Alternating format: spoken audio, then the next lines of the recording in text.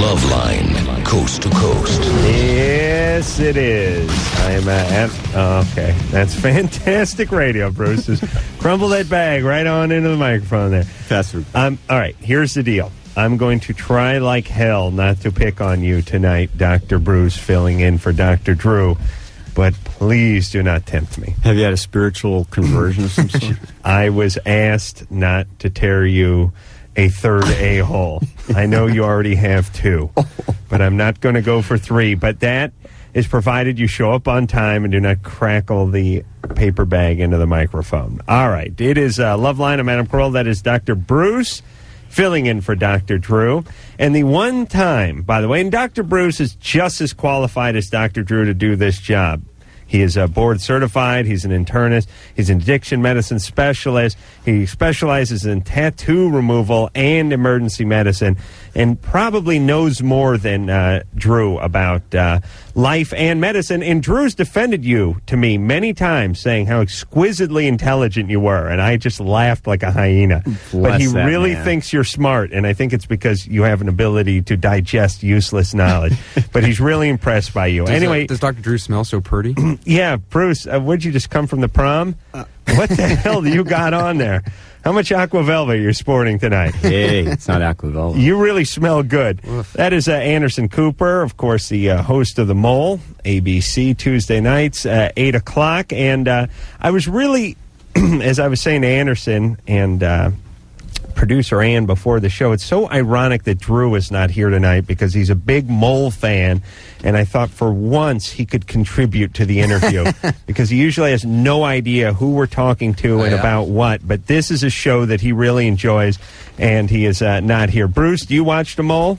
No, but I knew it. I knew it. Man, you guys have lives or something? What are you doing? The Mole. Oh, The Mole, yeah. The Mole. You're probably all over Temptation Island, though, right? Have you? No, I've seen bits and pieces of it. So, Bruce, you know nothing about The Mole. I did my internet research here. All right, let's I know all about it. Stop flapping it into the mic. Let's talk about The Mole. First off, they're all taped. They're all done, right? Right. We shot it over the course of a month. So you know what the outcome is. Yeah. And what would happen to you if you just decided to blurt out over the microphone? Well, like what Scott the Stone and answer Dave was? Stanley would sue me for the rest of my life. I don't know those names. The producers of it. I see. Yeah. Yes, no, I know those two. They're fine gentlemen. Yeah, unless you cross them, and then they're going to litigate you until you're dead. Even if you don't cross them, they can be a-holes. Is that right? No, they're good. They've been nothing but good to me. But what $10 million. What would they do? $10 million? Yeah, I've signed a $10 million confidentiality agreement. So they could. If I just blurted out right now who the Mole was, right? I would destroy the program, and I would be sued for $10 million, and they would be able to get. Not that I have it, but if I had it, they would be able to get it. Is it the same? They would garnish my wages for the rest of my life. Think of the PR value to that, though. Is it the same for all the contestants? Yeah. Oh, it's everyone's $10 million. Everyone's got $10 million thing. Has anyone approached you? Has there been any? Just jokingly, but mafia guys or anything? It's not like in Willy Wonka where the guy comes over and whispers in your ear. But there are people gambling on this, right? Yeah. But $10 million is a lot, Yeah. Yeah. I mean, you have to really be obsessed with it. Yeah. Hey, you want to go out for some drinks after the show? Come on, buddy. Out? I'll buy the first 6 pitchers of margaritas.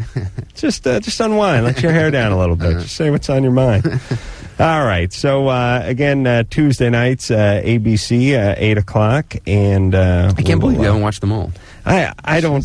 I watch BattleBots and Junkyard Wars are the only two shows I watch. About a little bit better, but he watches his own show too. Oh, yeah. No, I'm here. How dare you? I'm here during my own show. You put it on a TV monitor here. Do you see a TV monitor in this studio? Right next door. Anderson, you're a journalist, are you not? Sort of. Right Yeah. Do you right there, right? Do you see? Oh yes, there's a large TV right in the besides corner of the room. Besides the 27-inch TV that's in here. No, but that TV does not work. It will not pick up. It won't. Anderson, if you please, watch yourself on TV too much, you get hair on your palms. That's right. All right. You want to talk a little about journalism? Anderson went to Yale, by the way. Yeah. Yeah, that's big time. Crawl under the table. Bruce went to a college even the dean hasn't heard of. Andrews There's some great University. schools in Grenada. He was in Somalia, I heard. Nah.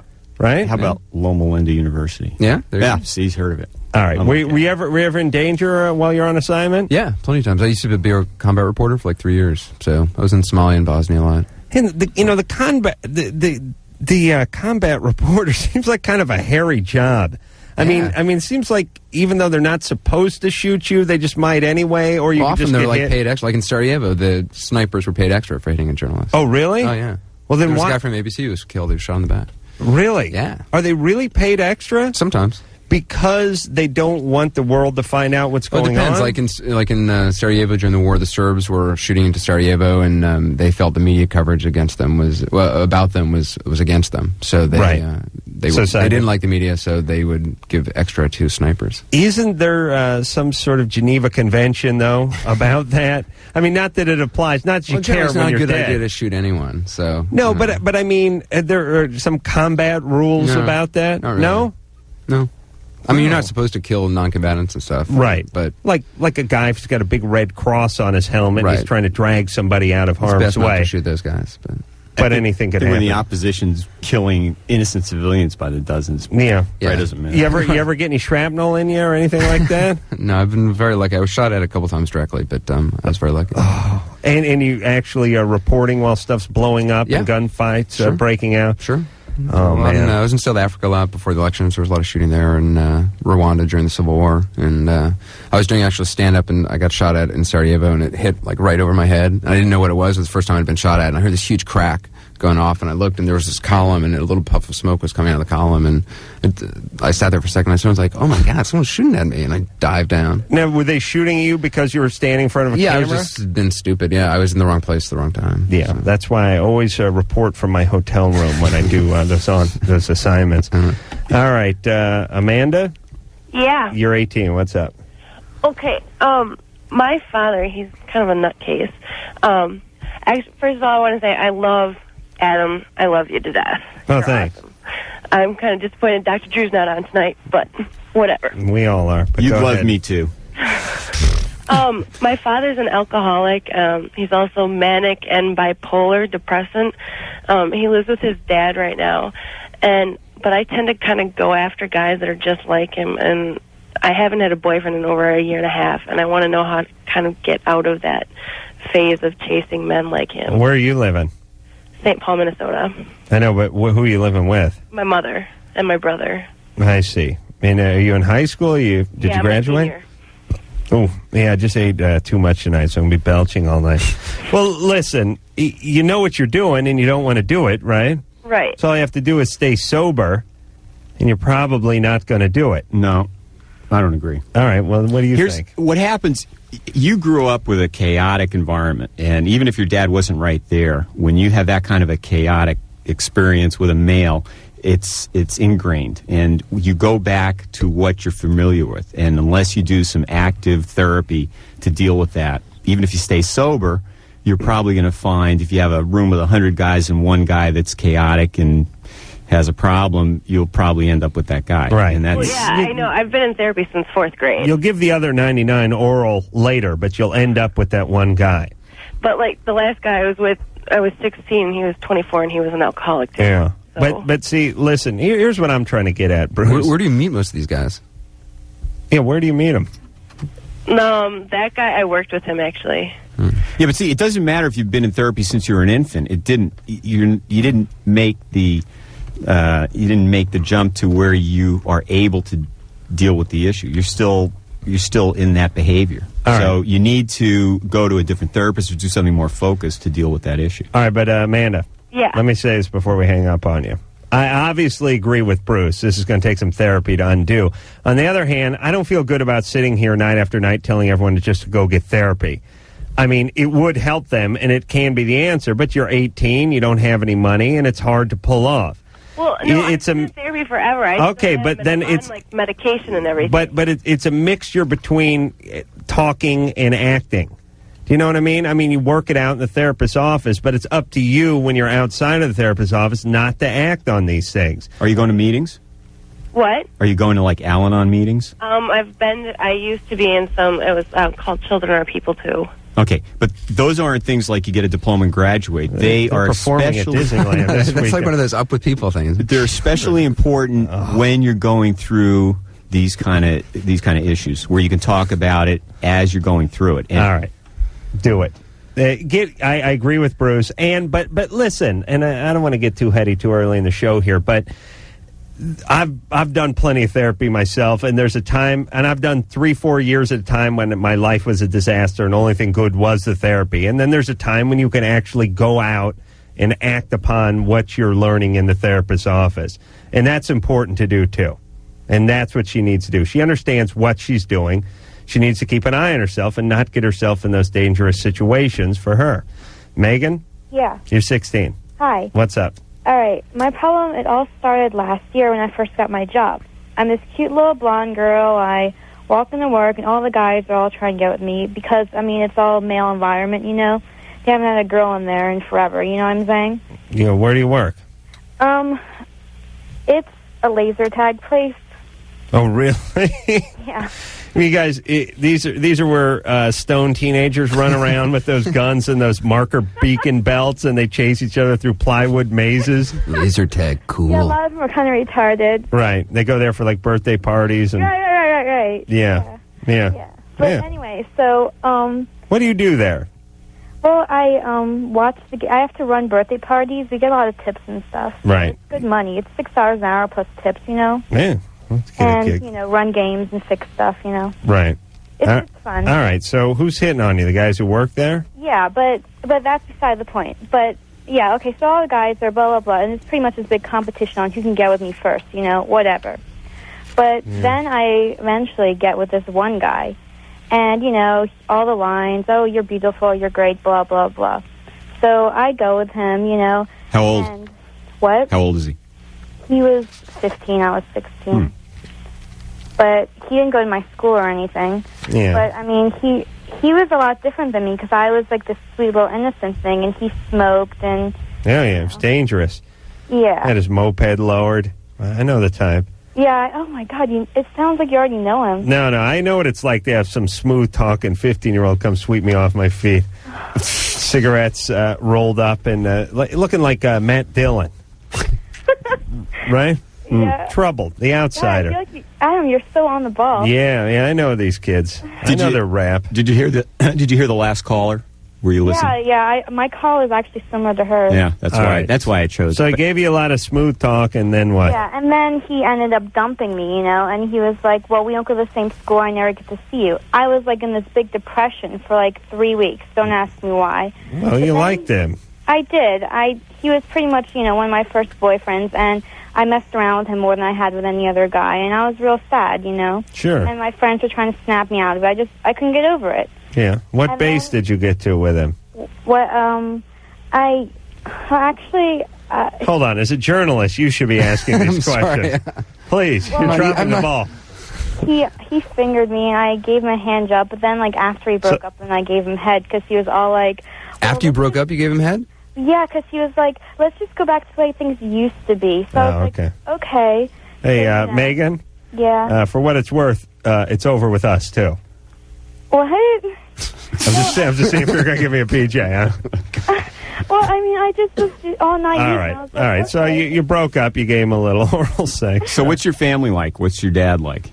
My dad, he's an alcoholic. All right. He pretty much, he was never there, like, my whole life. I don't really think he cares about us. He lives with his mom now because he can't really take care of himself. Wait a minute. Didn't our last caller, it was dad, live with his dad? Very similar. This is somebody in training to be the other person. Oh, these two ought to get together and start some sort of club. I know. It was really weird listening to her talk. Was it weird, or did you identify, and do you think you could pick something up from that? Yeah, but, I mean, here's my problem. Like, he hooks up with this other girl, this new girl, you know, and treats her about... I mean, I'm sorry, I'm not allowed to say that, am I? No. It keeps Anderson on his toes. I'm sorry, I'm really sorry. Okay. That's all right. I'm sorry. He treats me really bad for about 5 months, and then when she breaks up with him, then he's all like, so, Megan, you know? All right. And all over me again. Megan, listen, this guy's not for you. But right? the thing is, I can't stop caring about him no matter what. I know, but I care about him. And the sweet you guy don't really care about him. It's not him. It's just what he represents. It's the energy that he awakens in you. You understand? I know it doesn't make a difference. It's the same pain, but that's the truth. It's also the kind of guy you're going to look back a year from now and, like, say, what was that about? You know? Oh, yeah. Yeah. But absolutely. Just like every girl I dated. They look back at me and go, what the F was I thinking? A year. It's usually like 10 days. Okay, listen, the problem is not what he's doing or what your girlfriend said. The problem is how you react to this guy and the fact that you're still interested in him and not seeing the big picture. The other gal that called, you have the same issues, and when you have a dad that has the kind of issues that both of your dads have, you tend to gravitate towards men that are similar, that are chaotic, abusive, and then you get into trouble. It's a wonderful, wonderful legacy that a horrible father leaves his daughter, which is ensuring her future with horrible guys, which is really, now they're getting it from both ends. So not only is the father, the biological father, a horrible human being, not only is he not there to provide and nurture her and look after her, but he sees to it that emotionally she'll be magnetically drawn to alcoholic, abusive a-holes for the rest of her life. So it's how do you break that pattern? I mean, it's not a knowledge thing. It ain't easy. The previous caller, she had the knowledge. She's been through the therapy, but she's not internalized it, and she's not worked through the actual feelings and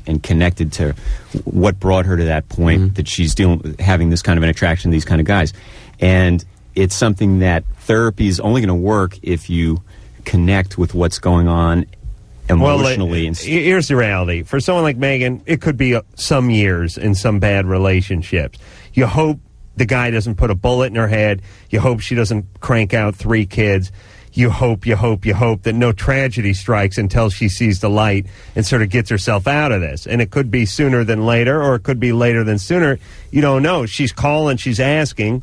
Hopefully she can hear this and get to it. But she can get to an Alateen group, or she can go somewhere where she gets a sponsor, somebody that's more mature than her that she can bounce things off of and get some insight. So have you ever heard that Dorothy Parker quote, "Those born to the storm find the calm very boring"? Is that the case? That's exactly. That is good. See, that's Yale. But what do you do with that? Yeah, what does Yale do with that? Dorothy Parker was a famous black saxophonist. The heroin addict. Who was taken by a tornado tragically from Kansas in the late 20s, early 30s. Is that right? Something like that. Circa 1930. Circa 1930. Matt? Hello? You're 17. Yeah. What's up? I was riding my skateboard, and I tried to do a gap and an impossible, and the board landed vertical, and I landed right on it with my balls. I see. That's nice. And what's the gap? Where you kick it up and flip it around? I was trying to jump over this piece of grass. I tried to do an impossible. Yeah. Best not to attempt the impossible too many times. Well, how long ago did this happen? You're better off trying the you'll never make it. A week ago. Ah.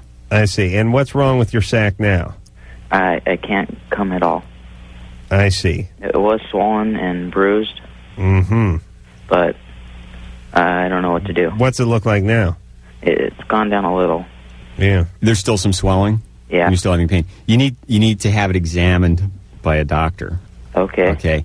And the testicles are not made for that kind of roughness. That's why included in the elbow pads and the helmet, you should have some other protection on. But you're probably past the point of having a serious problem, and you'll go back to normal. What do you mean past the point of having a serious problem? Well, if you have trauma to your testicles, and it's a week ago, I mean, if he ruptured his testicle, he'd know it by now. Well, if he really still needs to be examined, because I know, but finish your thought, jackass. If he'd done something catastrophic, he would have known it in a week's time. Would have known it immediately within hours. Can you get hard and stuff, or is it just not? You're just not ejaculating? It'll get hard, but nothing will come out. I see. All right. So, Matt.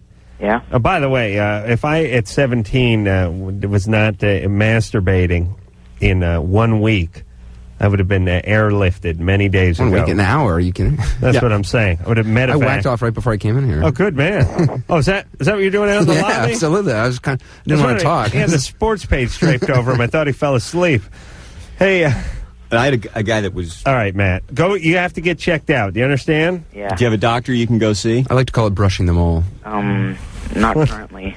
One day, Matt, Yeah. One day you're going to have a few kids out of wedlock and then abandon them. Do you understand? And you'll never be able to do that if you don't get your testicles examined. Okay. You understand? You'll be robbed of that. Okay. All right, buddy. And listen, easy with that skateboard, would you? Okay. Start wearing some padding. Mm-hmm. Put those out. Okay, he's not going to do it. But I see these guys doing the most insane things on these, they're at some junior high. They kick it up on some metal hand railing. They're splitting the railing all the way down, 6 flights of stairs. And it's all in a pair of shorts and tennis shoes. And it's nothing but concrete formed steps around them and like parking pylons and stuff. And I'm just thinking, you can't put the elbow pad on. Would that be too much? I don't even care. Forget about the helmet, but just put the knee and the elbow thing on.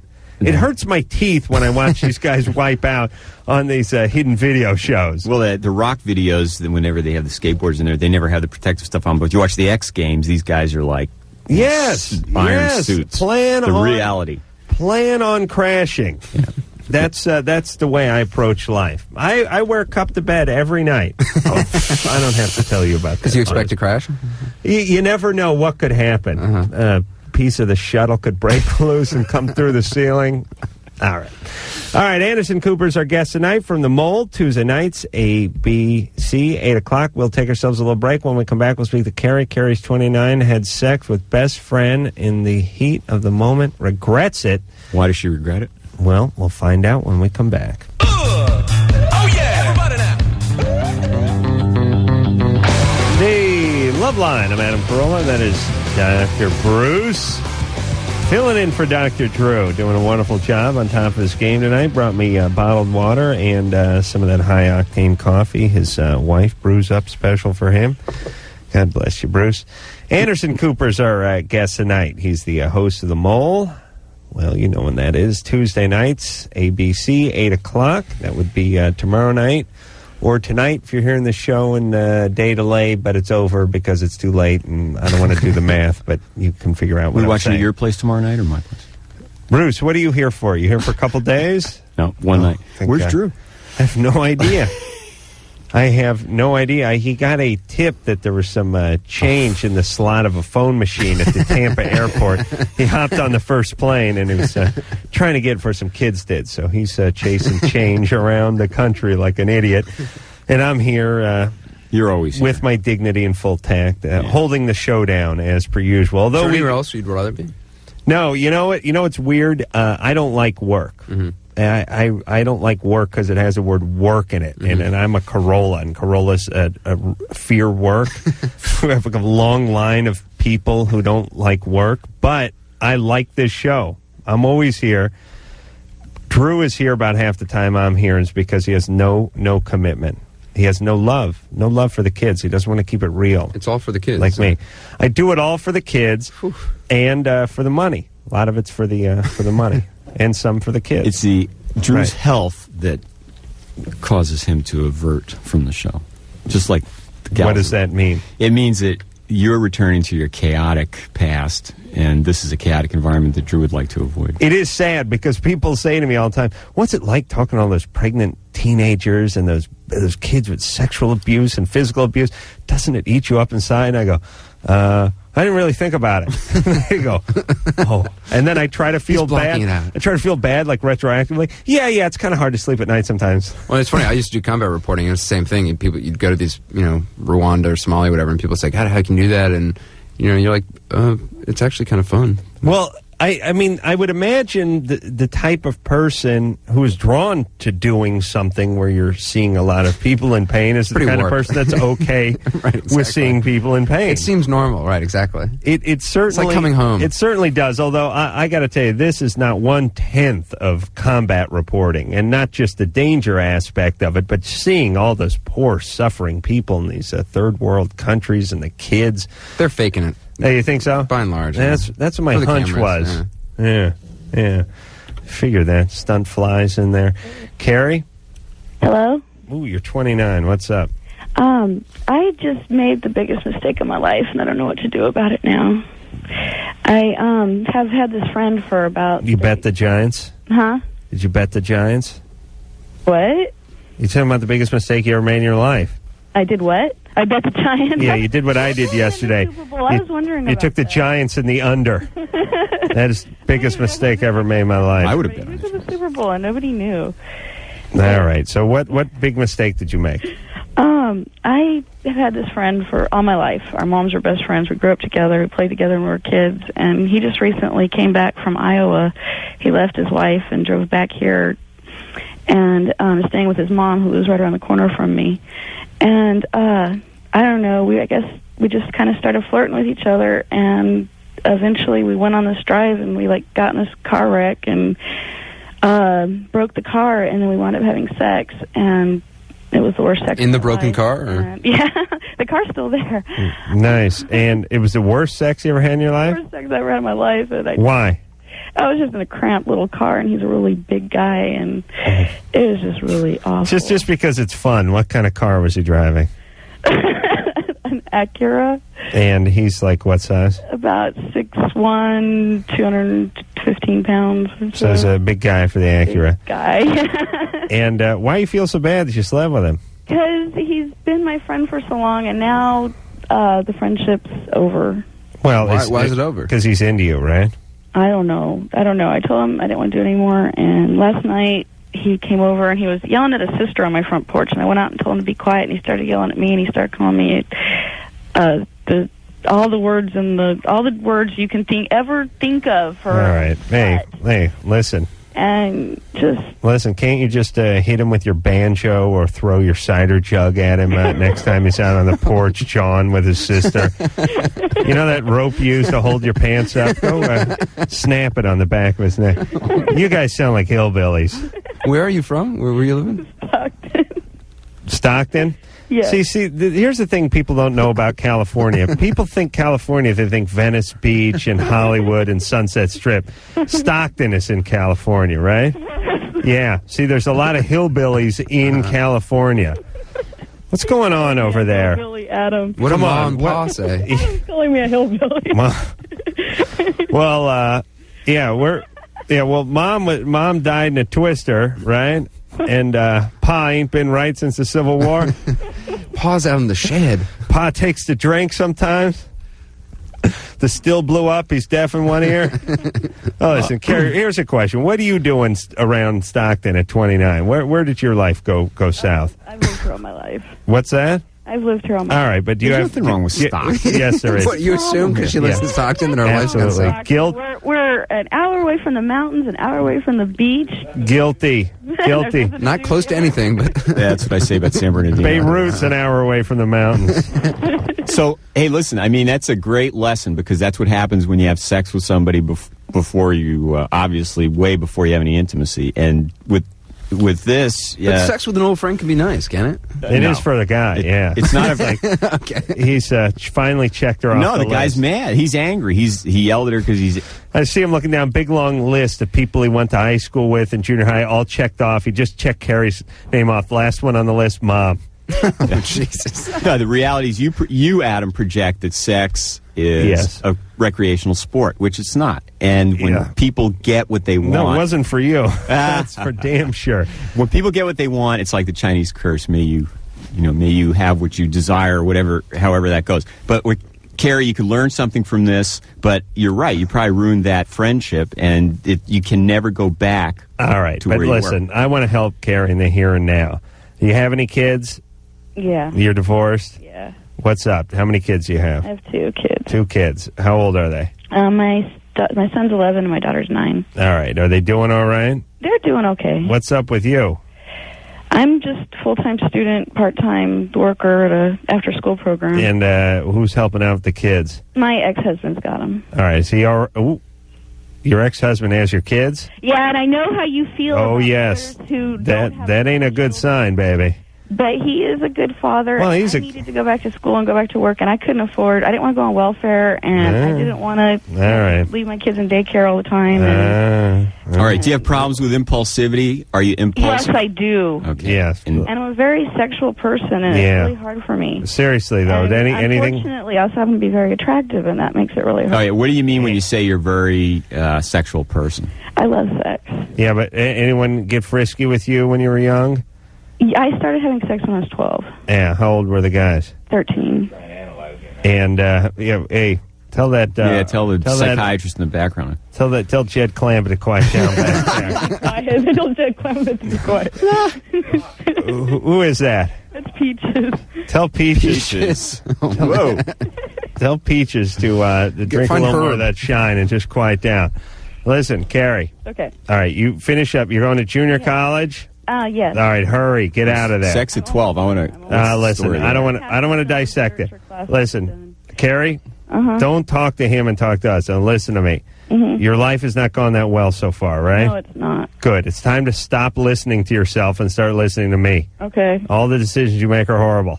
Okay, they are. You're right. Finish off that. Listen, if you have an impulse to do something, like you think this guy's cute, or you think this is a good place to work, or you think you ought to shack up with this dude, don't do it. Because you see what trouble it leads to. Okay. All right, get your schooling done, get your S together, go get your kids back, and don't worry about this guy. If he's not friends with you anymore, fine. What does she do with intimacy? Don't be compulsive. You're not giving her Don't even have time. No, she's got plenty of time. She's a she's got a million years. I got 2 minutes. I'm done with her. But you understand there's much more to this than meets the eye. Much more. And the thing that's sad is she's got 2 kids.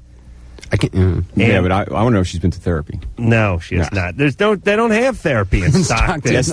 Wait, Carrie. What? Do they have therapists in Stockton? I have been to a million therapists. But did you do I mean, listen. My mom started taking me to therapists when I was 12. Good. Did you listen? Did you do any work?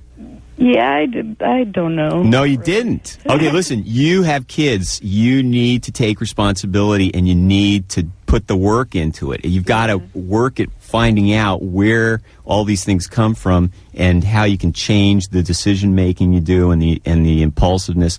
It's going to take going to meetings. I don't know what your dad, if there was any addictions or other problems in your family. Listen, Carrie, you have kids. You have to do it for your kids. You hear me? Yeah, I know. Therapy does not take care of addictive disorders. You've got to go to the meetings. You've got to work through. It's weird because everyone who calls seems to know kind of what they should be doing, but they're just not doing it. But that's what a good therapist does, though. It leads the person. They don't tell you what to do. People know what they instinctively, they usually do know what they need, especially. Most people, certainly by Carrie's age, which is almost 30, after having a crap-filled life filled with the same mistakes over and over again, or at least at the place where they're willing to admit that maybe all the choices they haven't made weren't the greatest, and maybe they should go down a different road. I think that's where Carrie is at. It's humbling. And they're humbled. I mean, you're cocky when you're 19. You hear the people call this show at 17. They're usually not ready to do anything, or if they do, it's not going to be for a few years. After you've had a few kids and you're living at home, it's time to start thinking, and in Stockton, it's time to start thinking about a different way of life. And that's all you got to do, Carrie. Car crashes are kind of hot, though. Yeah, she did. And that probably put off her growth for quite some years, being a beautiful woman. Tommy, I know what it's like to be beautiful. I know what it's like. People don't ask as much from you. The door's just open. Well, that's true. Yeah. Tommy? Yeah, this is Sam. Yeah, you're 21. Yep. Yeah. I'm living in Reno, Nevada. I've been living here for like maybe 5 months, and I don't know, man. It's like, I don't know, everybody thinks about this, and every guy wishes they could have it this way, but I'm getting tired of it, and there's nothing I can do about it. Tired of what? Well, I'm having sex with girls like at least 10 times a day, and it's like 2-3 different girls. Yeah. And I'm out. Yeah, that's rough. Yeah, my balls go out to you, Tommy. That's rough. Listen, I don't know if he's full of ass, but he probably is, or if he's telling the truth, doesn't matter to me. Wait, well, let's find out where he's from. No, I don't care. Oh, come on. From Reno. He's from Reno. No. He just moved there. Where'd he move from? Come on. Who cares? So he's getting laid 8 times a day. And that's a sexual addiction, don't you? No, he's calling just to crow about it. No, he's not. Listen, you want to know what this show? You know what this is? This is my dork's so big I can't ride a bicycle. No, this man is. So in what pain. do I do, doctor? I have a real problem. I have a huge penis. No. I feel like you're staring into my soul. He's expressing. You have the same cry, right? What do you do with that huge? My banana penis? seed bicycle just won't do. Yes, when he went to Somalia, he had to check his penis. Right. I had to have separate security guards just for my penis. Someone shot at it. Man. All right, so Tommy, where are you from, just to satisfy Bruce? Okay, I'm from South Carolina. All right. All right, and I was with this girl for like 5 years. and she couldn't make the move with me. My father owns a jewelry business up here. Everything's going good. She doesn't want to make the move up here, and it's just like all I do all day is think about this girl. You know, it's like I take care of the other things I got to take care of. I've got a good job. I pay my bills. I don't smoke pot anymore. I do the things I got to do.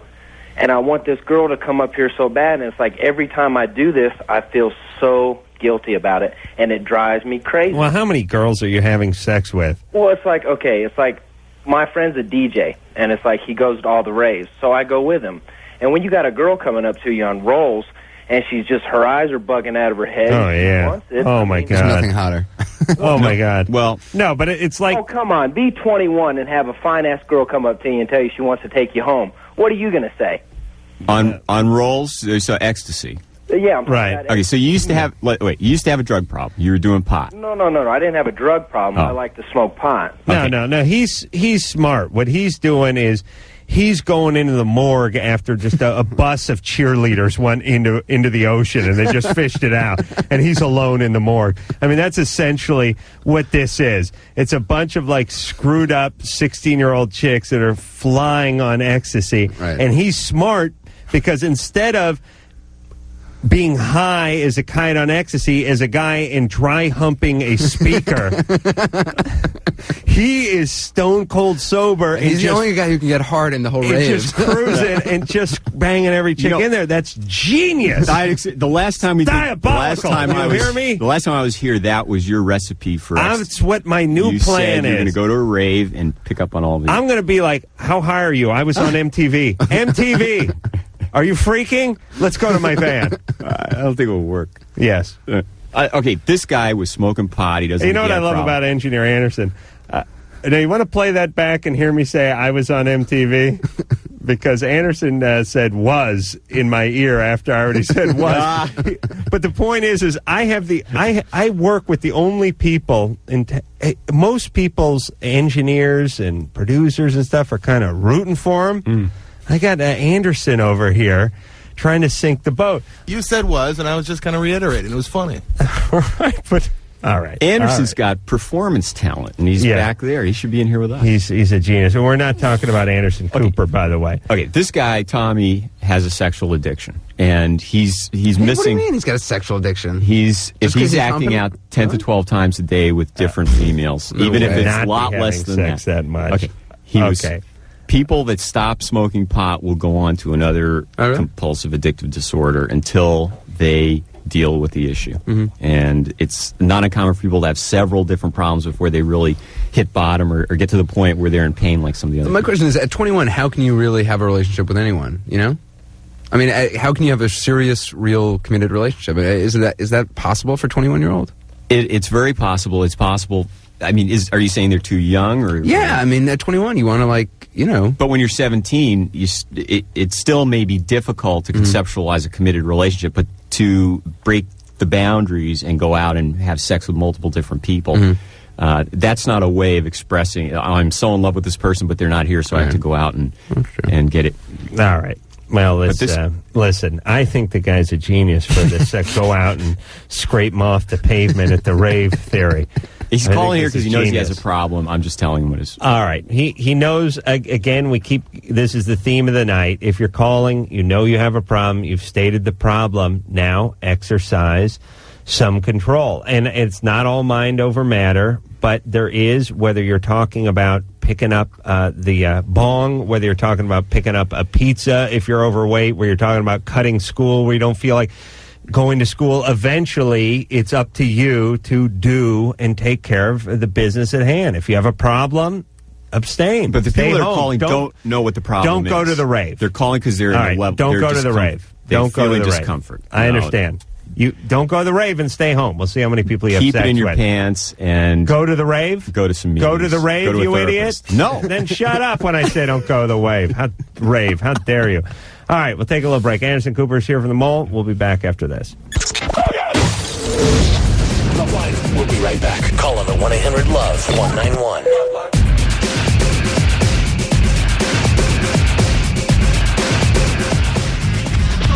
Hey! Loveline. What are you laughing at? Jesus, my life. That's what I'm laughing at. Hey, the Loveline, yeah. Wanna do some therapy here? No. We're here for you. Yeah, I know. We're empathic. I'm scared that Bruce is here for me. Not that way. Anderson Cooper's our guest tonight. He's the host of The Mole, a very interesting guy who has been to many a troubled nation with a microphone and camera. And I respect it. I also think you're nuts. But it's a healthy kind of, I think you're nuts. The Mole, which is 8 o'clock Tuesday nights on ABC, a fabulous Stone Stanley production. Sure. Can I get on there as a contestant? No. Why not? Next one, if there's another one, you know. You say no. It's not up to We you. actually did have a psychologist traveling with us, so maybe you could. You could be the traveling psychologist. if you Oh, want. I'll He's not a Which psychologist. we all thought was kind of a joke starting off with. Like, we're like, oh, we don't even need this. Oh. By the end, everyone was consulting this guy. Oh, absolutely. Oh, yeah.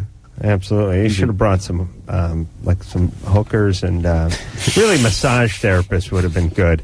Karen? Yes. You're 23? Yes. What's up? About 24 hours ago yesterday, I got into the shower, and I was told by my doctor that I was 7 weeks pregnant. And yesterday in the shower, as I'm finishing, I start bleeding. It wasn't heavy. It was just there wasn't a constant flow. It was just kind of basically like spotting. What's 20 weeks? 4 years? No, 7 weeks. Oh, 7 weeks. So it's about a month and a half. I see. Now I didn't think, first of all, that it was that far, because with my calculations, I was only 5 weeks. Now I want to know what the likeliness of him miscalculating are. Also, I had the depot shot, so it was about 8 months after I had the depot shot that I got pregnant. So my ovulation was off a little bit. But you had a positive pregnancy test. Oh, yeah. I have a positive pregnancy test. They've taken 3 blood tests 3 straight weeks in a row, and it seems to be multiplying perfectly. Bruce, how do they figure out the conception date? You know what? I don't know. He figured it out from the day that I started. Hold on a second, loudmouth. That's why I yelled Bruce before I then stated the question. So, first Bruce, of all, how do they tell the conception date? Bruce. Yes. How do they tell the conception date? What do you mean, how did they tell? All right, shut up. Sorry. Wait, no, we got to go to the next one. Wait, say Bruce, vaginal you bleeding. start playing along. Either you don't know or you know. Which is it? How do they tell? Go. Don't know? Say don't know. You don't know. You base it on either say it or say don't know. I'm telling you, they base it on the Do last it today. Why can't we last all normal go pregnancy, along? Jesus the last Christ. normal period. 2 weeks after the last normal period. Okay, she's having vaginal bleeding. All right, 2 weeks after the last normal period is how the doctors figure You look out. you have a little wheel, and it's a last normal menstrual period. Positive pregnancy test. You start from there. Okay, so that's how you figure out when they got pregnant. That's how you calculate how many weeks pregnant. Okay. All right. Now I'm ready to go back. Sort of. Okay, thank you, Okay. idiot. Okay, so now that I'm 5 weeks pregnant, and I started spotting yesterday, and my husband and my mother took me to the emergency room. We were there, and they found no tissue, so they said it wasn't necessary to do an ultrasound, and I went in and saw my doctor today, and he found the pregnancy, and he said the pregnancy is fine, but I haven't stopped bleeding. What could it be? Could it be a period, maybe? Okay. First of all, there's almost a normal nature to losing a pregnancy in the first trimester. So many people get pregnant and miscarry very early on. They think it's a menstrual period. Mm-hmm. So, nonetheless, what you're having now, what your doctor will do is every couple days get a beta HCG. Will get another pregnancy test to make sure that the hormone is increasing at a normal rate, which tells you that things are going okay. And at some point, probably get an ultrasound. But there's nothing in the first trimester they're going to do. They might put you at bed rest. They did. They did. They said not to get out of bed for 2 weeks. Now, my doctor is on vacation for 2 weeks, so I won't be having any blood tests done. Now, I had no pain whatsoever. No back pain, no cramping. It just started bleeding. All right. Whether or not you have pain, especially in the first trimester, it's a matter of you're either going to keep it or not. There's nothing you can do therapeutically. You don't know whether she had a miscarriage or not, or do you assume she did? I assume she didn't because her doctor examined her, checked another beta HCG. Then she's fine. Listen to her doctor. Right. Well, if the bleeding increases or you pass tissue, you need to go back to the emergency room, and they will do another pregnancy test. Julie? Hello? Yeah, you're 21. Hello? Yes. Oh, am I on the air with you? Yes, you idiot. Oh, Oh, thank you, thanks. I have a problem. All right. I got caught having sex with my coworker at work. Mm-hmm. And I want to know what they can do about it because they suspended me for 3 days already. Where do you work? I'm not going to tell you where I work. I know. What kind of place? What kind of job is it? Quick like a lube. retail? You work retail. Yeah. All right. So, But the problem is that I'm What do- 21 and he's 16. yeah. Are you supervising this person? No, I'm not supervising. We're the same. What do you sell? Clothes? We sell Food? linen. You sell linen. Yeah. Well, I mean, you got to expect when you're selling sheets, comforters, duvet covers, and whatnot for people just to naturally get it on. Wouldn't you expect that? Exactly. How were you caught? We were in the back room and during the break, and my supervisor came in. Yeah. And you're already on suspension for something else? No. No, because you of got pickup. 3 days. No. Because supposedly they were looking at the cameras, and that's what they saw. Nice. All right, you're all class, Julia. We'll see you on Fox, by the way, in a couple of weeks. All right, listen. Did they file a police report? No, they gave him 3 days. You're Did fine. you soil any linens, or was there damage done? They're now in the discount bin. No, that would have been nice. It was All in right. the back room. All right, Julie. I'm leaving you because we got to go to break. You're fine. You're not fine. Nothing's going to happen. That's not a real healthy They thing. give you 3 days. Just don't screw any more minors, and you'll be fine. Or get a job in a place where it's more acceptable. Like Borders on molestation, I think. Thank you. We'll be back. 1-800-LOVE-191. We'll be right back.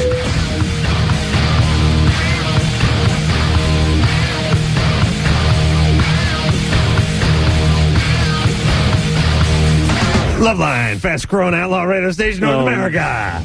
There you go. That's radio. He does that for 20 minutes at a time. That is it does good. get on your nerves. Good radio. Anderson Cooper's our guest tonight. He is the host of The Mole, ABC. Tomorrow night, Tuesday nights, 8 o'clock. And let's see. Let's go to, I knew they liked Chelsea? this, actually. Chelsea is, we'll take that call next. Chelsea is 17. Chelsea, Yes. what's up?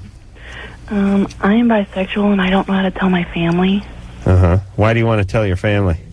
because they're always making fun of gays and bisexuals, and I get offended, and they don't understand why.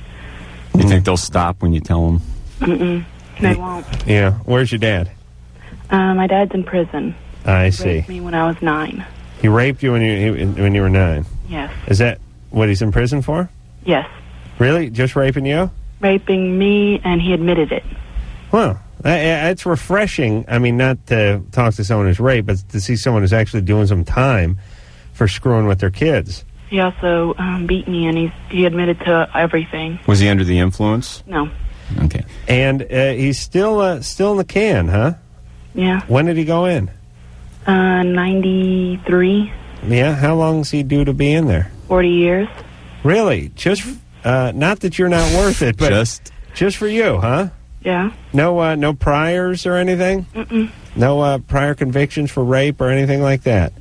Just 40 years, huh? Wow. How sexually active are you? I still consider myself a virgin. I see. But you've been with men but not intercourse? No, never. Well, why do you call yourself bisexual? Because I'm sexually attracted to women and men. I see. All right. And I broke up with my girlfriend because she wanted to have I don't know what it's called. Three-way? Gangbang? Yeah. A bunch of people? Yeah, and I didn't want to do it, and I broke up with her, and I'm engaged.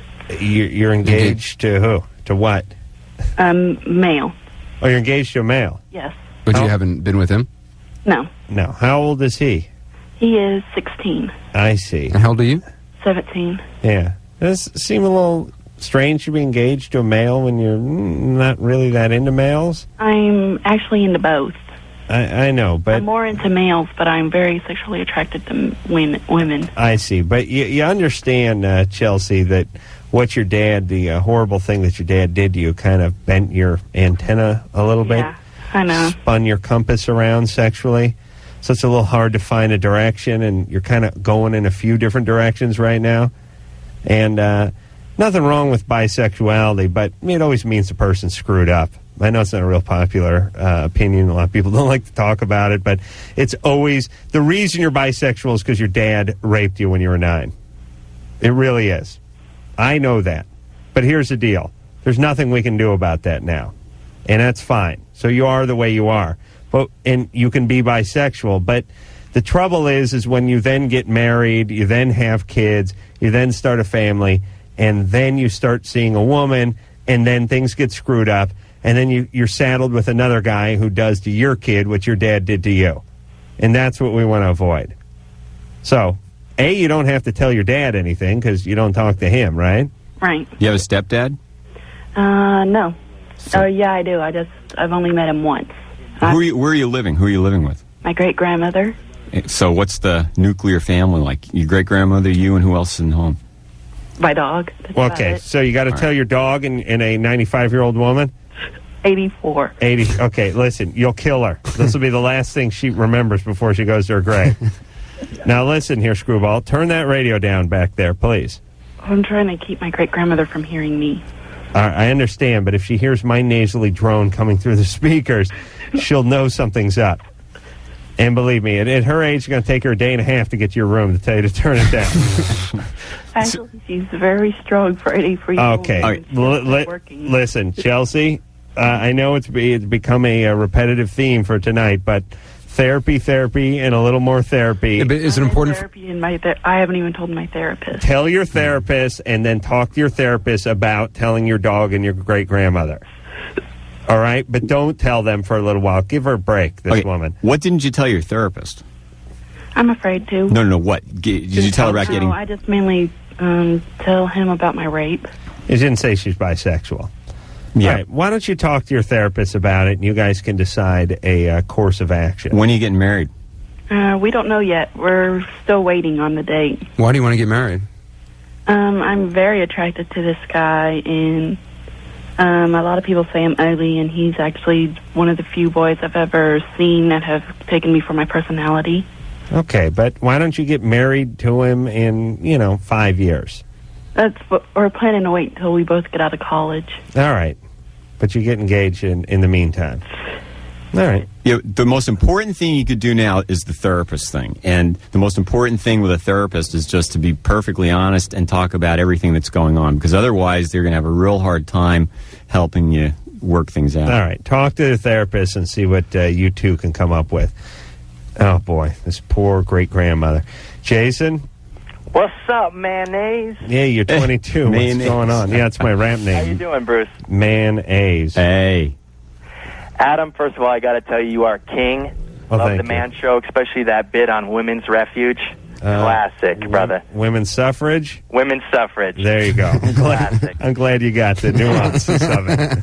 Yes, we wanted to put an end to women's suffrage. Absolutely. What's going on there, Jason? Actually, I wanted to discuss the smelly kid in junior high, which I think everyone can relate to. Remember that kid in junior high, 7th, 8th grade, who was just a late bloomer on the personal hygiene? Yeah. Remember that kid? Yeah. How much material are you going to do on that kid, by the way? Do your 3-minute set. Playing the giggles room. Actually, I wanted to ask you, what's up with the Nazi warden screening the phone lines? I have no idea what you're talking about. Ah, Christ. All right. Jason. Yes. Here's the problem. You need to have a question and or a problem for this show. Here's one last thing. You ever notice anybody that says, I will not be made a fool of?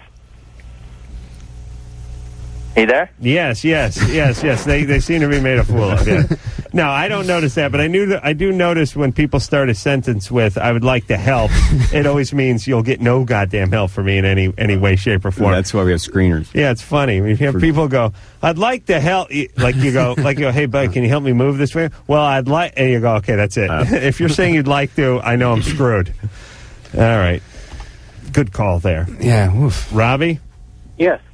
That was the one call Anderson picked up. Yeah, I know. What was that? Well, I got attracted. He said he had a... He was an idiot. Robbie? Yes. 21. What's up?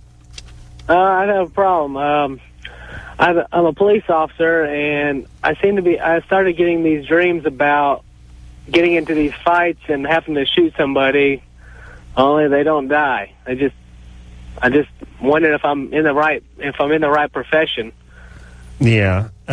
You mean your bullets don't have any real effect on them? Well, yeah. I mean, in my dream, I can hit this person, and they fall down. They just keep getting up, and Yeah. Sometimes it's hard for me to pull the trigger in my dreams. You know, I just can't do it sometimes. Yeah, I've had this dream many a time, and I'm sure it's a common dream. Do you guys agree? Have you ever had this one? Yeah. You get in a fight, you're punching a guy, and it's not really doing anything. I've had the one where I'm in a war, and I have a gun, but it has no ammo. I have the gun that has ammo, but doesn't seem to be harming my opponent in any way. Or you're sitting the final exam and you haven't studied. Well, I don't have school-related dreams anymore.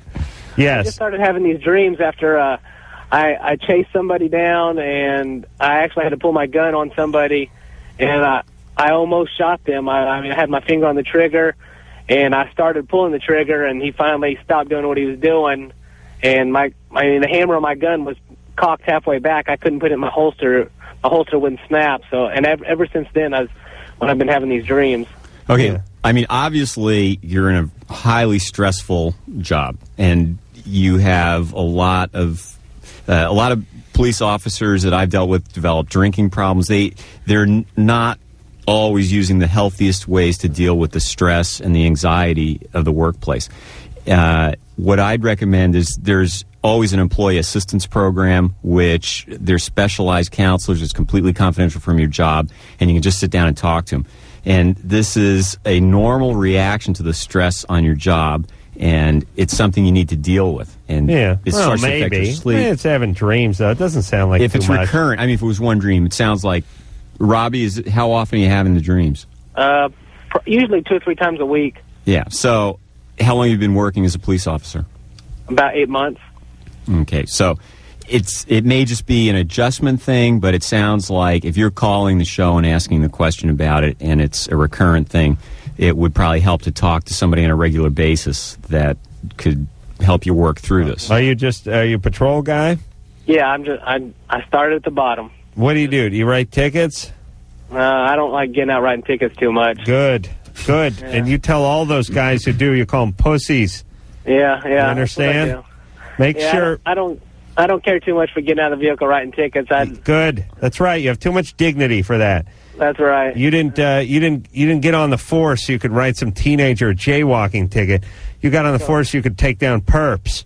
That's exactly right. I didn't get on there to bust. That's right. And listen, drinking. Thank you. And this is what I'd like. Here's what I'd like out of all cops, all of you, everyone within the sound of my voice. Listen to me. I want you to start labeling the guys who write traffic tickets as pussies. All right, and any cop who writes like a jaywalking ticket, I want you to treat around the precinct like they treat child molesters and pedophiles in prison. I want the guy to wear a scarlet letter. You understand? Amongst your own ranks. I want them to be so humiliated. I want every cop to be scared S-less that he's out writing a guy a jaywalking ticket and another cruiser pulls by and word gets back to the precinct that this pussy was writing a jaywalking ticket. That's the way I'd like it at all police force. I want everyone just to be scared to get out of the car and write tickets. Have you read a jaywalking ticket? Yes, I have. I sensed that. I had it in a dump known as Burbank, which has more cops per capita than any other city in the world, and they raise most of the money with chicken-ass tickets like jaywalking. But you know what? I beat that ticket. Did you? Thank you very much. How'd you do that? Why? You went down because to the place? I have God on my side. And plenty of time, it seems. And time on my side, and a conviction on my side, and I beat it. And let me tell you, the police force in Burbank and any of the city officials in the city of Burbank can kiss my smelly, hairy ass, you pack of pussies. I beat your ass, so kiss it. Kiss it, you mother effers. And you owe me, by the way, for the 2 days I had to go down there for that chicken-ass nonsense. Now get back to work! All of you, get back to work. Please. The cop I have nothing but respect for those in the law enforcement I do, too, community. but the guys who write jaywalking tickets, no. But they're like this guy. They have a lot of anxiety. Good. What better thing to do than pull over Adam Carolla for jaywalking? man. There's no way you're going to pull out Newsy and shit. Yeah. It's a safer guy to give a ticket. Well, listen, sorry, kids, I won. You won nothing. You got nothing from me. You understand, you vultures, you Burbank police vultures? Nothing. Pussies. Lucy, you're 16. Yeah. Good. Did Adam sell tickets to the ball and have some dignity, would you, if you want money? Is Adam scaring you, Lucy? You put a coffee can out front of the precinct and have people drop quarters into it. You need money. You know what lithium I put How some dare lithium. you? Listen, I'm sorry. I'm not supposed to go on these Jags anymore, but I can't take it. Here's the deal. I want people to get pulled over for jaywalking or any other chicken ass to be outraged. You cops, I respect you. Do what we tell you to do and everything will be fine. You're not here to shake down the public. You understand? It's not some extortion racket. You're not the March of Dimes. You need money? Get it through the taxes. Don't shake down pedestrians. Please. Go ahead, Lucy. Yeah, I'm 16, and people are always calling in saying that they can have orgasms. Well, mine are like one after another. They're uncontrollable. Yeah, with a guy? Yeah. Wow, he must be Muscle feeling tough. pretty good about himself about now. I hope he doesn't get too used to this. Is that normal, or? No. It's not normal in a very good way. Because most people are saying that they can have one. Well, mine are just uncontrollable. You have one boyfriend? Yeah. How long have you been with him? For about 7 months. How old is he? 19. But when you say uncontrollable, not like painful uncontrollable. Huh? Not like painful uncontrollable. Like pleasurable uncontrollable. Yeah. How many would you say you have in a typical session? I don't know. I can't. There's maybe 5. Five, really? They're just, yeah. Jeez, that's my tally for the last 8 years. How come even one night? So they said. How come your boyfriend's 19? Right, I got to figure at least 3 of those were faking it. Where'd you meet your boyfriend? Actually, I met him at school. He graduated last year. I see. And what's he moving on to besides giving you orgasms? He's going to college. He's Junior college. Junior? Yeah, Yeah. he's taking his basics now, and then he's going to go. He's not going anywhere. Nobody's going anywhere. That's believe me, this junior college is a complete waste of time. If you couldn't get it together in high school, you're not just going to take care of a few classes and transfer. Go over to Valley College over here in Van Nuys and see how many people have been transferring to UCLA for the last 40 years. Nobody's going anywhere. That's a sign that should be put in front of every junior college. Nobody's going This is anywhere. the Roach Motel. You get in, you don't get out. One of them advertises even that they You have don't the go- highest. What's Santa Monica? Yeah, the highest. Santa Monica's the highest. They're at 0.2%. That's in the nation. Okay, Lucy, how when you're in a relationship, I think what Adam's trying to convey is it doesn't sound like he's feeling this is the most stable individual, and you're in an intensely sexual relationship with him. He's 19, you're 16. There are some other issues here. Well, why are you calling? What's the problem? Well, I was just calling to ask if that was normal, me having orgasms one after another. Well, I mean, you've talked to your friends, right? Well, no, not really. Well, you just listen said, to the you show just- and- you- Well, I mean, somewhat, but not. I mean, It's perfectly normal. It's fine Okay, for you. That's how you are. Some women don't have orgasms, and others have multiple orgasms. And You stole other women's orgasms. You understand? You stole my date's orgasms. I want them back. Do you hear me? I want you to orgasm into a thing of Tupperware and send it over to the radio station. I'm going to then collect it and bring it with me on my next date. alrighty then. And then in the middle of passion, I will open it and release an orgasm. Yeah. All right, Lucy, are you using protection? Yes, I am. You are? Yes. Are you on the pill? I'm on depot shot. Good girl. Now, are you guys getting married or any of that kind of stuff? Or? We haven't gone that far. Good, but everything's going good. He's an okay guy. Yeah. Treat you right. Yeah, I'm up on the pedestal pretty much. All right, and he's you're on the depot and on the pedestal, right? All right, you're fine then. That's just fine. You're lucky. Okay. You're a little ahead of the game. Okay. That's all. It's a big emotional difference between 16 and 19. And this son of a bitch better enjoy the hayride while it lasts. So let me tell you, for me to get an orgasm out of a woman is like trying to get a rag doll from a pit bull. You understand? And with Lucy, she's just handing them out. Pow, pow, pow. Man, she had sort of a little girl. No, she was. She's 16, and he's 19. Yeah, That's such a big difference. It is. But is that legal? No? That's not legal. No. But there's so many 16-year-olds who are with 19-year-olds. He treats her right. They knew each other from high school, even though she was just touring it with her junior high class while he was graduating. but I mean, they knew each other from school. He treats her right. She's on Depo. She's having 1,000 orgasms a minute. How are you going to tell her to stop having sex? You know what I mean? Yeah. All right. Good. The reality is when... All right. Yes. Don't listen. You saying how bad it is for a 19 or 16-year-old to have sex is not going to work. I'm not saying bad. I'm just saying that what happens, a guy goes off to college. This is not a relationship. He's not going anywhere. He's going to junior college in Bakersfield. People change a huge amount from the time they're 16. When she's 18 or 19, she's not going to be into this guy because they're going to change. All right, and fine. Good. But to have an intense sexual relationship, they're having sex. She's having 1,000 orgasms. What are you going to do? She should be dating around at 16. She shouldn't be in a sexual relationship with a 19-year-old. It's not good for her. It's not that it's bad. It's just not good for her. I know, but here's the deal. Here's the reality of this show. Are we going to talk her out of that? No, but I think you can project normal to be what normal is not. That's not normal. It's not healthy. So I think you should say it. And it's not healthy what? Because...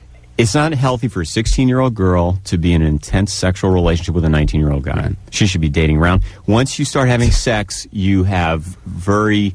All right, but listen, Bruce. Yes. What is healthy and what is normal can be two different things. It may not be as healthy as you'd like. Common. You mean normal or common, it is these days. But... If you project it to all the people, all the kids listening, well, it seems it's okay because they treat it as if it's okay. If I'm in my private practice and this kid comes in, she's going to be coming in because of emotional problems related to being in a sexual relationship with a 19-year-old. So I'm just basing it on what I see. It would be better if everyone didn't have sex. I agree, except for us. Joseph? You're 18. What's up? How's it going, guys? Good. I had a question for Anderson. Yeah. What kind of clues are we supposed to be looking for on the show? I mean, obviously, all the contestants are, throwing some suspicion, but just because they're, walking behind some and others are, not working as hard, but that's just, that could be anything. Yeah, well, you just got to watch carefully. I mean, you got to watch these tests that they take. In every episode, there's like 2 or 3 different tests. Right. And, some of them are like there's this woman, Kate, who's a grandmother, and she's huffing and puffing through a lot of the tests. And a lot of the other players are saying, well, she's kind of playing it, she's faking it. You just got to, at home, you got to make up your own mind over whether, some of these things are real, are these false clues or not. But they're definitely clues, if you watch closely, you can figure out. I mean, it's best to kind of try to pinpoint 1 or 2 people who you think the mole is and kind of watch them more closely than the others.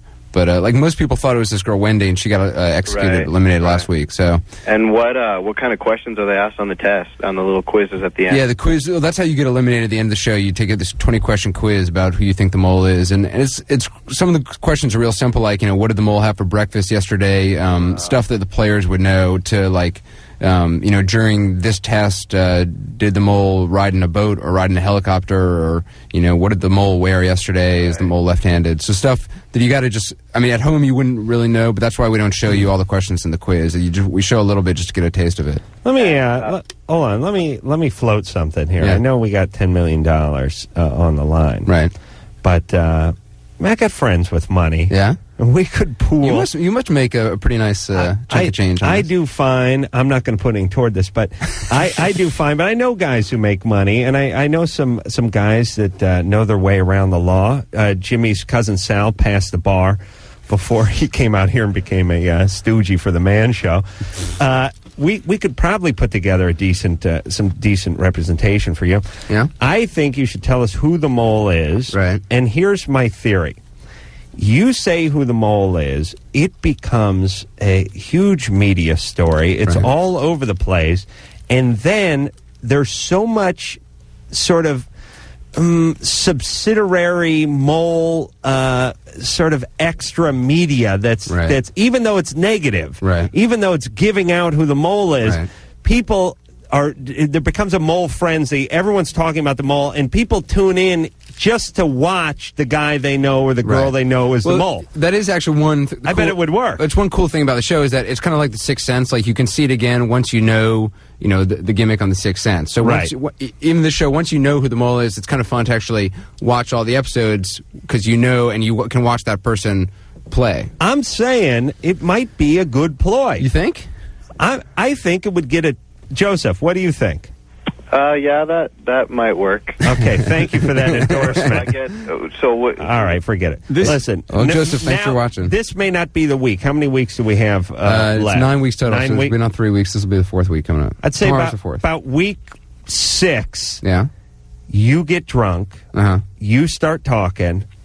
The Entertainment Tonight and ET and Extra and all this stuff, it gets all over the place. Everybody starts buzzing about it. I go to a They rave. can't believe that you said the mole. Everyone's talking mole. It's at the front of every newscast, and then the viewership goes way up because of just overall mole buzz and people watching, wanting to see which one it was. That's my theory. I'm going to talk to Stone Stanley tomorrow about this. All right, if you can clear with them. Yeah, they'll get them to sign off. I'm like in litigation for the rest of my life. No, listen. But listen, you got to trust me. I know those dudes. I'll talk to them. If they give me the thumbs up, I'll just come back and tell you discreetly. You come back and tell me about it. We don't need anything in writing. All right. That's what I'm saying. They're busy guys. If you can get me Johnny Cochran as representation, I'll get you. I think he's doing like Jesse Jackson or this guy didn't have to go to Yale to figure out that you're not the best career counselor. I don't know. I think it would work. All right, let's take ourselves a little break. Anderson Cooper's our guest tonight. He's from, of course, the Mole. Dr. Bruce is here. He's from God knows what, some college no one's heard of. The Mole may have went to college there because no one knows where it is. And we'll be back after this. 1-800-LOVE-191. Anderson Cooper is here tonight from the Mole. Tomorrow night, XFL cheerleaders are going to be here. Woo! Woo! You're a serious journalist. Please. Yeah, I'm going to be excited to see them, and I'm glad to see them sharing the spotlight with some My of the question is, unknowns. all right, the football players in the NXL, or whatever they're called, the XFL, make $40,000 a year, right? What do the cheerleaders make? I don't know. They make babies with the with the athletes. Wouldn't that be great if they're all pregnant? That'd be cool. It would really be cool to see one out there in about her 8th month. You know what I mean? Big swollen brass belly all over the place, kicking that lactating all over the place. Each time she did one of those high leg kicks, you're scared something's going to come out. Why would that interest you? I don't like my strategy of Anderson divulging who the Mole is tonight. I think it would build some publicity, and in show business, any publicity is good publicity. You're all about publicity, aren't you? Oh yes, that's why I have 3 publicists. Yeah. Chelsea, Yes. you're 16. Yes, I am. What's How's it up? going? Good. I listen to you guys every night. Thanks. Yeah. I performed oral sex on my boyfriend twice, and I have like a real problem with gagging. I was wondering if there's anything I can do to stop from gagging. Maybe you're gagging because you don't like it. You think? I don't know. How old's your boyfriend? He's 17. How long have you been sexually active? For about a month, maybe. Okay, so this is something your boyfriend demands or wants? No, he doesn't demand, but I'd like to return the favor. Does he do stuff for you? Yes, he does. Oh, that's good. How long you guys been going out? For about 4 months. I see. And so you just have that very sensitive gag reflex? Maybe. I don't know how to explain it. But does he like coach you at all? What do you mean, coach? Well, like give advice about like what he likes, or Let's go now. We got time. Hold up a doll here. Get down on that penis. I usually tell him like not to. Let's go. Let's say blowjob on 3. Ready, break. Let's go. Come on. What do you think this is? Leisure World? Get down there and blow. Your last easy day was yesterday. Let's go now. No, but I mean maybe like she's trying. Well, never mind. All right, let's go. Let's get a hand in now. Let's break it down now. Grab a knee. Come on, break it down now. Yeah, you guys I like doing a little coaching. Have you guys had intercourse yet, or? Yeah. And you're using birth control of some sort? No. Not yet. Come on, baby. It's the 4th quarter now. You're tired. It's 105. It's Tampa. But you got to start digging deep now. It's time for a goal line stand. Let's get down in that 4-point stance and let's go. Dig in now. I want you to go for my penis hell bent for leather. You understand? I'll make a good coach one day. Yeah. I really would. You see me with the camp on. You're making me hard. Yeah, like on that sled yelling with the whistle in my mouth.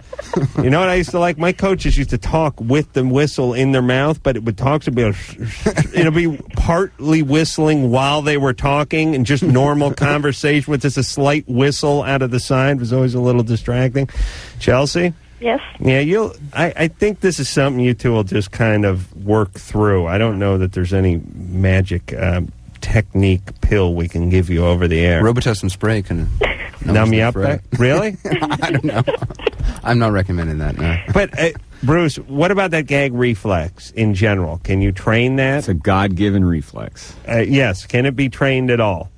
Do you know what I mean? Some people have a very sensitive one, others don't. To a point, but... And I sort of... Oops, hold on a second. You sort of what, Chelsea? I sort of get embarrassed because of it. Do you think it bothers him or anything? No. No? I'm sure he's happy to see that kind of effort made on his penis's behalf.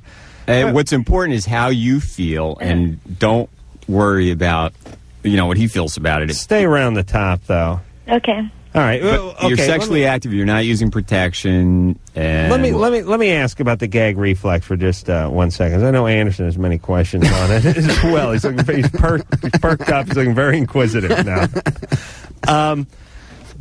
Obviously, you can sort of train it to the extent that a woman can go down on a man, your average woman who's in her, God knows, 20s or 30s, who's been with a man or two, can go down on a man without any difficulty. And if you took your average heterosexual male and told them to go down on a guy, they would probably feel like they were going to vomit. I mean, partially because it made them sick to have a penis in their mouth. But do you know what I mean? Mm-hmm. You know what I mean? Like, you take your average... Anne is a couple years younger than I am. She's changed my experience. She's had 700 lineal miles of penis in her mouth. No, Anne is a very, God love her, she's beautiful, she's a happily married woman, but she knows what a man likes. She's not going to deny that. And Anne has had more penis in her mouth than I have. No, or just about anyone in North America. Foot in your mouth, I think. No, I mean it. I've never had a penis in my mouth when I wasn't at camp. And Anne has had a penis in her mouth. Where are you going? What I'm saying is Anne has trained herself to a certain extent not to gag during the oral pleasure of her husband, which comes twice a year on Easter and on... No. Right? And she has trained that. So a woman obviously has the ability to train that reflex. And Chelsea over here, with time and in a loving relationship, could probably work that out. Wouldn't you agree? Yeah. Okay. Thank you. Yeah, she's 16. She's gagging with the penis. She should probably not have it in her mouth. Gagging with the penis? She's 16? Yeah, she's a little young to be... All right, but she should. You sound like a rabbi, by the way. She's 16. She's got the gagging penis, with the penis, and she's gagging with it. She should blow in good health. Mazel tov. It's Aaron. Hi. Hey. Yes. Yeah, I was wondering, how do you tell if you're like a compulsive liar, or is there any way to fix that? Is this a real question? Yeah. Okay. Well, Yeah, you're not 'cause- too bad. Huh? Yes. What do you do? Well, like, no matter what I do, I keep lying to my boyfriend, and I really don't want to, and it's really, like, affecting our relationship. What are you lying about? Like, I mean, everything from big things to little things, and it's more little things now, but I don't know, I can't stop. Okay. Are you lying to hide something, or because you're embarrassed about the truth, or are you lying Well, and sometimes with a motive? Yeah, sometimes I have a motive, and, like, other times it'll be, like, just stupid little things that really don't need to be lied about. Do you cheat also, like in school and stuff? No. No? No. So it's just like verbal lies? Yeah. It's just like, I mean, it doesn't really matter with other people, but it really matters with him. I mean, we've been together for, almost 3 years. Well, yeah, just about 3 now. And tell me again, tell me the biggest, most damaging thing you've lied about with him. Well, I lied about my past sexual experiences. Good. God bless you. Yeah. More women ought to do that. Yeah, and he kind of got upset about it after, because eventually it came out. And Well, how many did you say? I said none. Oh, well, see, yeah, it was a little too much of a stretch. And what did he find out about? He found out about one guy, and I ended up telling him about everybody. Ooh, how many is everybody? He wanted to know everything, and he was getting really upset, and we had a really big fight, and I ended up telling him, like, everything. Yeah, how many guys how many are we talking about? It was maybe like 6 or 7. Yeah, you see, you really should have just stopped at the one guy he found out about. Well, he knew there was more, and he was hearing things, and All right. So is this one lie? I mean, what are lying all the time? What do you... like, I mean, he'll be like, "What'd you do today?" And I'll be like, "Oh, I went here, and when I really went there," and it wasn't like a big deal. It doesn't matter either way. All right, fine. But it's like hurting our relationship now. Well, why? Is he finding out? Yeah, like he can like tell when I lie. And All right, but listen here, goofball. Why bother lying if you didn't do anything? Because I don't know, but I can't help it. That's what she's calling about. Okay, so you mean That's my problem. if you went and saw a movie with one of your girlfriends, Yeah. and he said, "What did you do?" You'd say you went shopping. Oh, I'd be like, I totally used to do this. I might be like, well, Really? Yeah. I don't know. I would probably like either embellish or fib or lie about it. Yeah. All right, Anderson, why'd you do it? I don't know. It was just, I stopped, but like... You did it as an adolescent, though. Yeah. As a teenager. Yeah, it was just like, it became like this thing. I just couldn't stop. Oh, really? Yeah, no, I totally understand. It has its own momentum. Yeah, and like you find you get away with it, but ultimately you never get away with it. Ultimately it all comes out and you end up looking like a complete jerk. And also ultimately you just start, like I stopped basically when it just started to make me feel bad. I felt like I was just like sending all this negative stuff out there. And But you're not really lying. Are you lying to sort of enhance your life? No, not at all. And I'm just not like bragging about things. It's just like when you're like confronted about anything, your first instinct is to lie about it. Yeah, that's right. Exactly. Right. Well, I do understand that if you're being confronted, not even I don't even mean just like suddenly someone asks you, "Oh, what'd you do today?" Then you come up with some lie. I would, yeah. All right. That's the first thing that I totally comes get out. this. Right. Well, I always do that. So, what'd you do today? What runs through it? Napped and jacked off. Help retarded kids. I mean, sometimes you can't. I mean, you can't tell too much of the truth. There's a bubble. I if you're usually jack off napping and then nap, masturbating. actually. Oh yeah. It does help you get to bed. Okay, so it sounds like it could be you're going through a stage. Sometimes teenagers go through stages where they have an experimental behavior. The question is, are these things getting out of control? Is it getting you in trouble? And is it something that's getting worse? All right. Well, or is it a limited... Well, here's the deal. Like, she has awareness of we're it. getting back to our Don't theme keep doing it, you're going to wind up like tonight. hosting a reality TV show. That's right. You'll be in Somalia dodging bullets. Oh, listen, you know what you're doing. You're intelligent. You're fine. You understand it. Stop it. Just keep track of yourself. Listen, everybody, you need to be cognizant of certain things in your life. You need to sort of get outside of yourself and watch yourself. I also actually found, on the lying thing, found it helpful to like set a limit, like, okay, I'm going to go a day without lying, or an hour. Oh, really? Yeah. Wow, you were out of control. I was getting into it for a while there, and I'd go for like a day, and I'd feel good, But and then, it wasn't like telling chicks at a Red Onion you're an astronaut. No, it was stupid, nothing important stuff. Kind of lying that wouldn't benefit you. Right. It's just people would think you were a liar. Right, yeah. Most people wouldn't even catch on. Now, do you think, like kleptomania, there's a certain thrill in Probably. in I don't that? know. Maybe. I mean, it's a little rush, a little high you get from sort of, in a way, it's a control. If you think Yeah, about it, that's it's a true. sense of controlling somebody. Well, it's because also keeping other people distant because they're not getting to know they who don't you know are. they don't know who you are, and you're sort of manipulating them in the sense that they don't know what you're doing or where you're coming from, and it's sort of, it's control and keeping it's But if avoiding you an intimacy. I would just say try going for like a day without it, and you'll find that you don't need to lie. That it's just kind of stupid, and it's just making you ultimately look stupid. And it's not productive. It's not working for you. There are other. If you're going to be manipulative, do something that's at least more effective. Lying is. But there's certain behaviors that a lot of kids try. I mean, piercing, tattooing, self-mutilation. You hear a lot about kleptomania or shoplifting. The question is it something that's out of control? Is it something where the person feels like they've lost control? And that's when things, are more serious and you need some help with them. So. All right. Well, if you can't stop, and I agree, see if you can go a day. If you can't do it, then you got to get some help. When we come back, we'll speak to Carrie. She's 21. She's black and is attracted to white men only. Only black guys like her, though. This could be a problem, and we'll talk to her after this. Yep, it is Loveline. I'm Adam Carolla. It's Dr. Bruce filling in quite nicely for Dr. Drew tonight. He's on his game. He has his coffee, got his sleep. It's because you're not so abusive. His hair's in place. You know why I'm not abusive? Because somebody's making you. You've not been agitating tonight. All right. Anderson Cooper's our guest tonight. Not only an award-winning journalist, he won the bronze flak jacket for his work over in Somalia. He is the host of the Fabulous Mole, which is on Tuesday nights, ABC, 8 o'clock, of course. And let's see if we can get through a few more calls here. Carrie? Hi. Hey, you're 21? Yeah. You're black, right? Yes, I am. You like white guys? Yes. Why do you like white guys more than black guys? I don't know. I just don't. I mean, I don't hang out with a lot of black people, and like black men are just not what I like. I don't like them. I don't find them attractive. You're just physically not into them. Yeah. I see. And like mentally too. Like a majority of them that like I meet, they can't keep up with me. I see. You don't mean in a foot race, though, right? No, it's very fast. All right. So you like white guys. Yes. And so what's the problem? They don't like me. They don't. Just don't like me. Like all my friends are white, and like all my girlfriends are like cute, and like I mean, it's just like I only get like these ugly, super dark black guys, and I'm not attracted to them. Right. Same here, by the way. But here's the thing about white guys and black girls, and wanting to get a white guy when you're a black girl.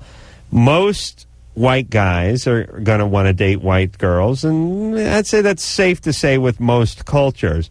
But you will find a section. Think that's true? I think it is. I think generally, as a rule of thumb. I mean, here's what I'm saying. You take your average white guy, you put an attractive black girl in front of him and an attractive white girl in front of him, and he's going to date the white one. Your average guy, all things being equal.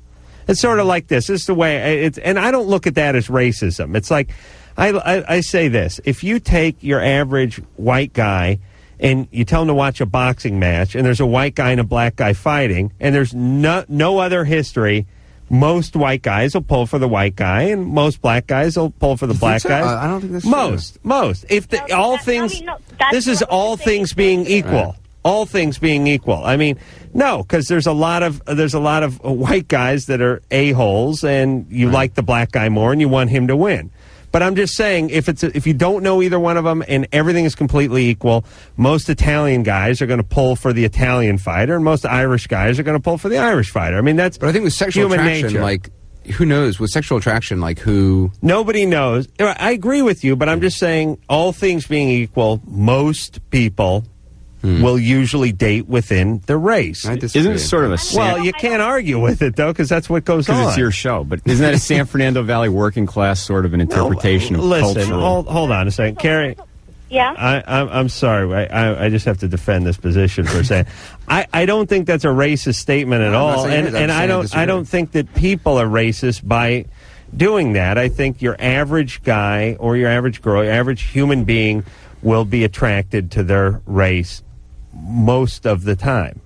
That doesn't mean that there's not quite a few people, quite a few white guys who are really into black chicks. And they're into black chicks more than white guys are into white chicks. Do you know what I mean? Mm-hmm. You got to find those guys. And there's a lot of them. Okay, when I was growing up, because, I mean, most people, like, I'm talking to you on the phone, and most people would think that I'm white over the phone. Mm-hmm. Okay, because I sound the way I do and the way I talk. Right. When I was growing up, black people used to hate me. So, like, now that I'm older, it's like I switched, and, like, I don't like them. Right. You know what I'm saying? Right. So, like, when a black guy comes up to me and they start talking, and they're like, hey, baby, what's up? I just don't like that. It's just like, I want to smack them in their face. All right, but what about going out with the black version of you? What do you mean? Well, a black guy that ain't into that what's up, baby, but a black guy who doesn't have all the rap and everything. Where do I find somebody like that? Oh, I have no idea. I don't think he exists. No, I mean, there's Colin Powell. I mean, there's a lot of... I'm in the wrong city for this. Listen, I don't... Where are you calling from? From San Diego. Really? Yeah. That's the wrong city? But Carrie, you and Adam sort of seem to have the same mentality about this, and it's almost like a prejudice mentality. You're talking about black guys and white guys. Thank you. I think that the idea of a lighter-skinned person being more attractive to a black male comes out of an era when there was a lot of prejudice and a lot of inequality. But I think these days, fortunately, things are changing where people deal with people just on the basis of how they interact and the attraction there from just a personality. Are you an attractive person? Yeah. Because, but I'm just talking about personality. People tell me all the time, both physically and personality-wise, yes, people are attracted to me. But how can you say white guys aren't attracted to you? I mean, what's a white guy? What's a white guy? Yeah, I mean, they're all the same. Bruce, you want to know what a white guy is? Look in the goddamn mirror. You'll see a white guy. You may not even see anything. I don't see color, Adam. Yeah, you don't see color because you're albino and your pupils are shot. Listen, Mr. Pubic Hair in the Head. How don't give me any dare you make fun of my Italian heritage? The last time I talked about Uncle Guido, it was indeed Uncle Guido. Please, pull the paddy wagon around. Carrie, I mean, don't fall into Adam's trap here. He's a bigot. He has a very working-class white... What the hell are you talking about? Listen to me, Carrie. Here's what I'm telling you. I'm being straight up, as the black men you don't want to date would say. You're dealing with a high percentage of white guys are going to date white women. That's the reality, and the is fact that the reality? I think that is a statistic on this. Look at all your white friends. Who are they dating?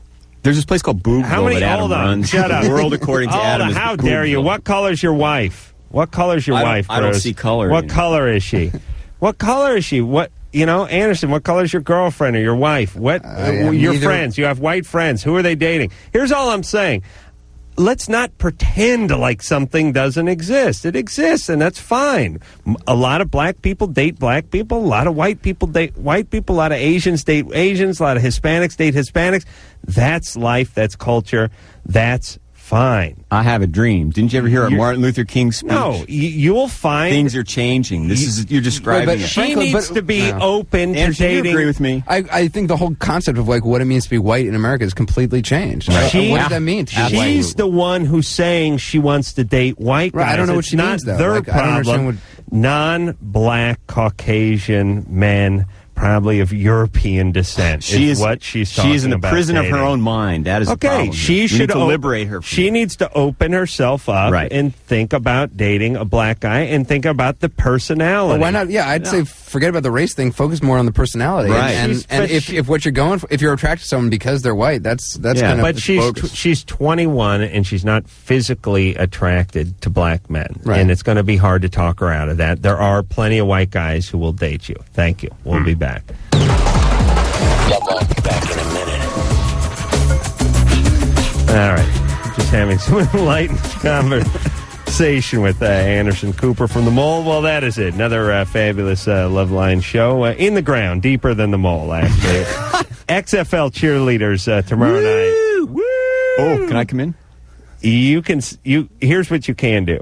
If you want to be here tomorrow night for tomorrow night's show because Drew's coming back, you may, but you cannot leave the studio until this time tomorrow, okay? So you have some coffee and some half and half and enough water to probably get you through. Can I go home with you? No, you can't go home and come back. If you go home, you have to stay out. You know, like at the club, when they go feed, like at the movies, you go, I gotta go out, feed the meat. They go, once you leave, you can't come back. You go, don't you remember me? No. You can't come back. You go, listen, I'll go down the street, I'll put money in the fridge, I'll come he's back. going to go whack off or something? Yeah, he cannot come back. So, you want to stay? It's a double bind You situation. want to stay? He's trying to drive me crazy. All right, I'm going home. I'm taking my toys. I've had it with I want to thank Anderson for coming in. We do appreciate The Mole, everyone. ABC on Tuesday nights, 8 o'clock. Thank you very much. Thanks, it was fun. And come in anytime you like. And until next time, it's Adam Crawford. Dr. Bruce, say mahalo. This has been Loveline. The opinions expressed on this show are not necessarily those of the staff, management, sponsors, or this station. The producer for Loveline is Ann Wilkins Ingle. Loveline is a presentation of Westwood One Entertainment.